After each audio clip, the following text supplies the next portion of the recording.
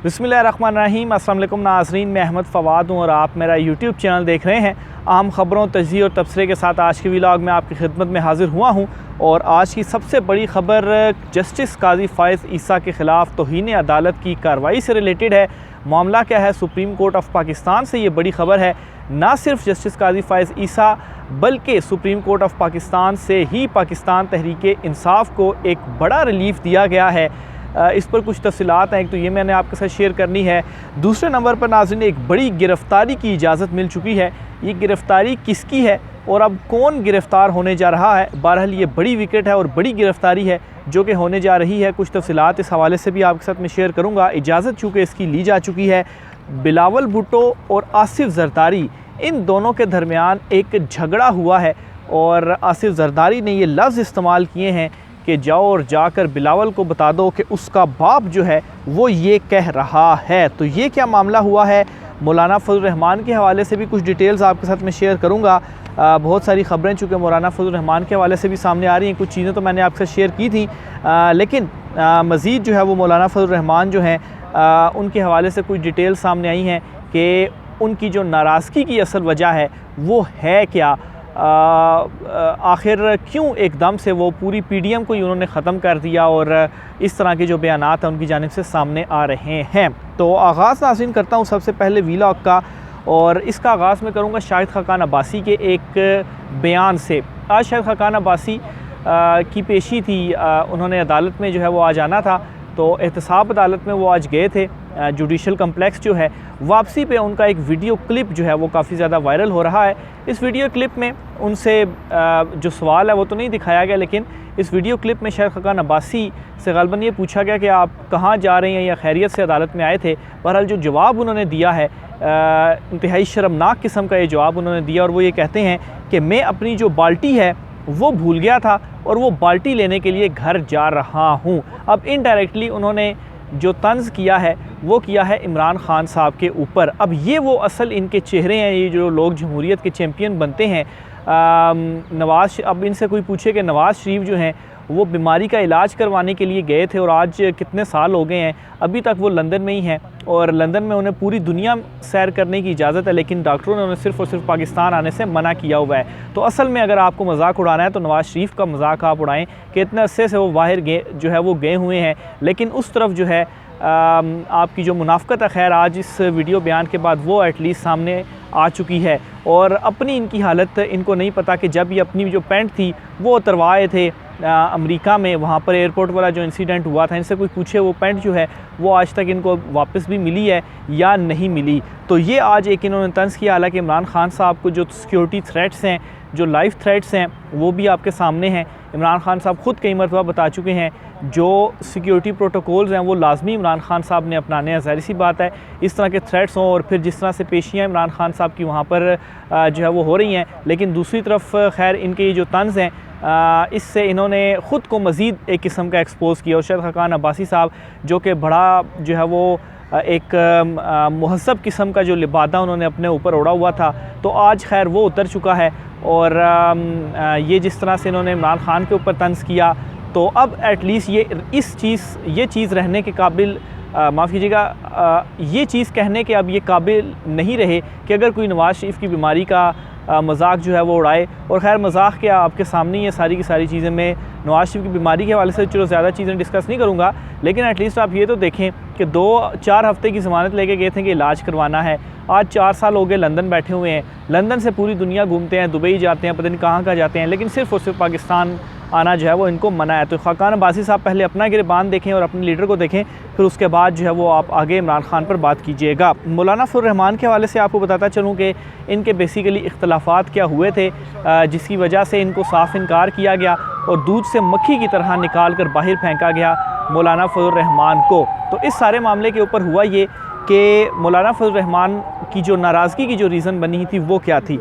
इसमें हुआ ये था कि मौलाना फजल रहमान ने ये कहा था जी कि आपने 1 साल की जो इस हुकूमत में तोसी है वो कर दें, यानी कि मुद्दत जो है वो असम्बलियों की 1 साल की बढ़ा दें। और जो इसकी रीज़न है वो यही है कि इस असम्बली में या अभी जो कुछ मौलाना फजल रहमान को मिला हुआ है सारा फ्री खाते में, उनकी केपी में भी निगरान सेटअप में सारा उन्हीं के बंदे, फिर यहाँ पर भी वजारतें वगैरह उनको मिली हुई हैं, तो उनको इस बात का तो पक्का यकीन है कि आइंदा सेटअप में अवाम उनको वापस ये जो थोड़ा बहुत उनको मिला हुआ है वो भी इनको नहीं मिलने जा रहा। तो इस वजह से मौलाना की ये ख्वाहिश थी जी कि 1 साल मज़ीद तोसी कर दी जाए। तो इसके ऊपर आसिफ जरदारी बिल्कुल भी नहीं माने और फिर सोर्सेस ये भी बताते हैं कि कुछ अहम हलकों की तरफ से भी ये पैगाम आया कि नहीं, कोई मुद्दत बढ़ानी नहीं है, टाइमली इलेक्शंस होंगे। और फिर इस सारे मामले के ऊपर जरदारी को जब देखा कि वो भी अड़े हुए हैं, तो नवाज शरीफ ने भी कहा, फिर पार्टी में भी उनके इख्तलाफात थे, तो एटलीस्ट नून लीग भी इस मामले के ऊपर तो मान गई कि ठीक है, असम्बलियाँ जो हैं वो वक्त के ऊपर तहलील कर दी जाएंगी। तो इस सारे मामले के ऊपर मौलाना फजल रहमान जो थे वो नाराज़ थे और इसी वजह से अब इस किस्म के जो बयानात हैं वो मौलाना फजल रहमान की जानिब से दिए जा रहे हैं कि जो है जो दुबई के अंदर मुलाकात हुई वो उसमें मुझसे पूछा नहीं गया, हमें लूप में नहीं लिया गया, पीडीएम को नहीं बताया गया, उस मुलाकात में जो फ़ैसले होंगे वो हम नहीं मानेंगे। और इसमें अब लेटेस्ट इतलात ये सामने आ रही है कि नवाज़ शरीफ ने फ़ैसला किया है कि वो मौलाना फजल रहमान से अब रब्ता करेंगे और उनके तहफ़्ज़ात दूर करेंगे। तो तहफ़्ज़ात क्या दूर करने हैं, उनको तो अपने मुफ्ते की पड़ी हुई है, तो वो तो अब आगे उनका लगने नहीं वाला।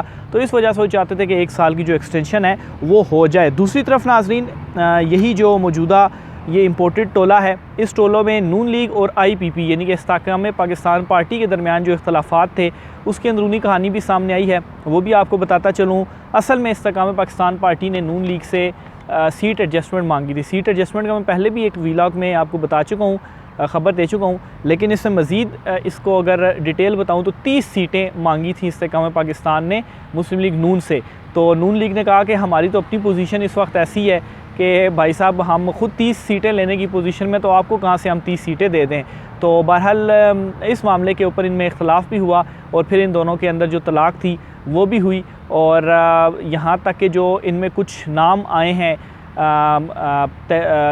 इस्तेकाम पाकिस्तान पार्टी के अंदर, जिनमें फिरदौस आशिक अवान का आप नाम ले लें, इवन के उनके हलके में भी नून लीग ने ये कहा था जी कि हम अपना जो उम्मीदवार है वो उतारेंगे। तो ये बेसिकली इनके अंदर भी इख्तलाफ हुआ, कोई सीट एडजस्टमेंट नहीं हुई और ये आपस में जो इनकी लड़ाई झगड़ा है वो शुरू होता होता आगे आप देखेंगे कि मज़ीद इस तरह की जो ख़बरें हैं वो आपके सामने आते रहेंगे। मौलाना और जरदारी और नून लीग नवाज़ शरीफ के दरमियान जो इख्तलाफ, अब नून लीग और IPP, इसी तरह से पीपल्स पार्टी के अंदर भी एक और नया मामला खुल गया है। और ये नया मामला इस तरह से खुला है कि आसिफ जरदारी और बिलावल भुट्टो में थोड़ा सा झगड़ा हुआ है। वो ऐसे कि लतीफ़ खोसा और एतजाज़ अहसन के ख़िलाफ़ प्रेस कॉन्फ्रेंस करने के ऊपर जो अभी तक डिटेल सामने आ रही हैं, आसिफ जरदारी ने कहा जी कि नहीं, आप इनके ख़िलाफ़ जो प्रेस कॉन्फ्रेंस है वो करें। और जो इसकी रीज़न है, ज़ाहिर सी बात है, लतीफ़ खोसा और एतजाज़ अहसन ने जो मौक़िफ़ अपनाया हुआ है और जो वो आइनी मामले के ऊपर एक डटे हुए हैं, जो उनका असूली मौक़िफ़ है, वो पार्टी के ख़िलाफ़ है, तो उनके ख़िलाफ़ प्रेस कॉन्फ्रेंस करने का कहा गया।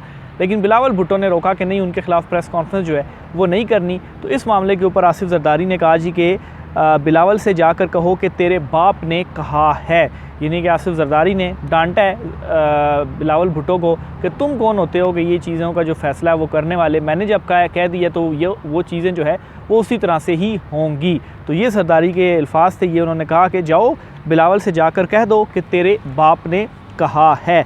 तो ये जो सारे सियासी मामलात हैं, जो लड़ाई झगड़े हैं इस वक्त, वो इनके दरमियान आपस में चल रहे हैं। आगे चलकर नाज़रीन, जस्टिस कादी फ़ाइज़ ईसा के ख़िलाफ़ तौहीन अदालत का मामला क्या है, इस सभी चीज़ें आपके सामने में रखता चलूँ। तो ख़बर ये है कि सुप्रीम कोर्ट ऑफ पाकिस्तान में बड़ी एक इम्पॉर्टेंट जो दरख्वास्त है, अहम दरख्वास्त और बड़ी दरख्वास्त दायर हुई है।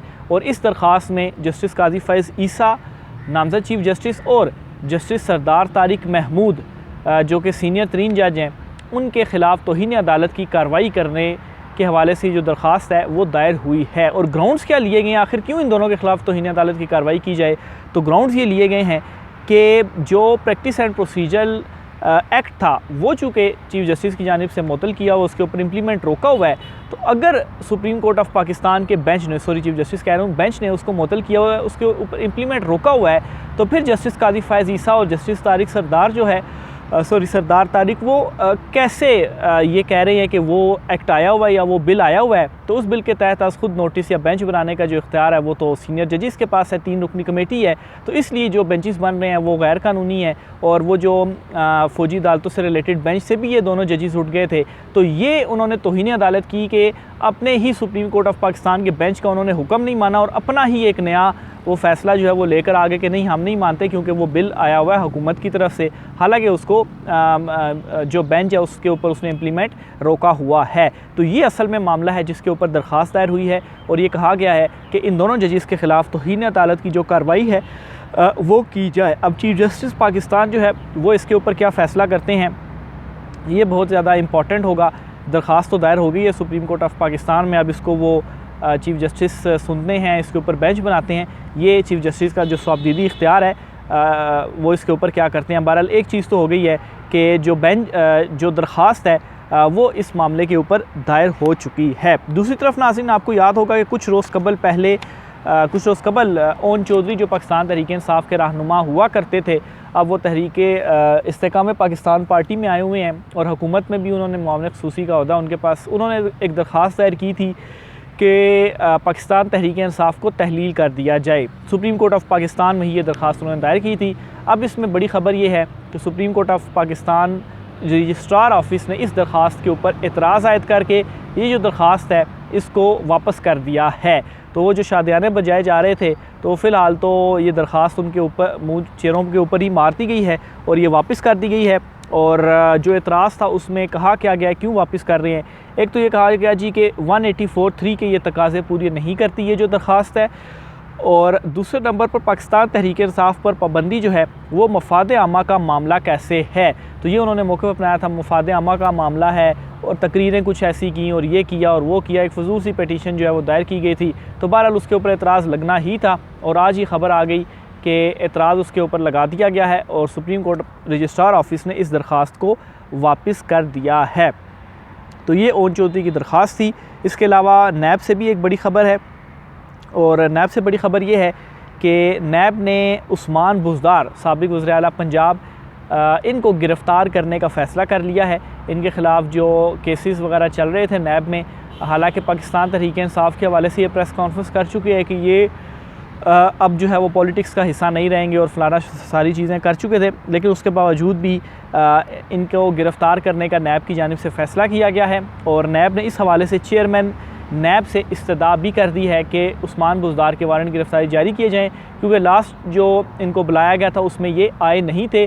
और जो एक सदारती ऑर्डीनेंस जारी किया गया है, इस ऑर्डीनेंस के तहत चेयरमैन नैब के पास ये इख्तियार है कि अगर कोई तफ्तीश में ताउन नहीं कर रहा तो वो किसी के भी वारंट गिरफ़्तारी जारी कर सकते हैं। तो ये नैब ने चेयरमैन नैब से इस्तदा की है कि ये ताउन नहीं कर रहे, आए भी नहीं पेशी के ऊपर, तो इस वजह से इनके वारंट गिरफ़्तारी जो है वो जारी किया जाए ताकि हम इनको गिरफ़्तार कर लें। और फिर अगर इनको गिरफ़्तार किया जाता है तो वैसे ही 30 दिन का रिमांड हो गया, तो फिर उस्मान बुज़दार साहब जो हैं वो फ़िलहाल के लिए लंबे अंदर जो है वो रहेंगे।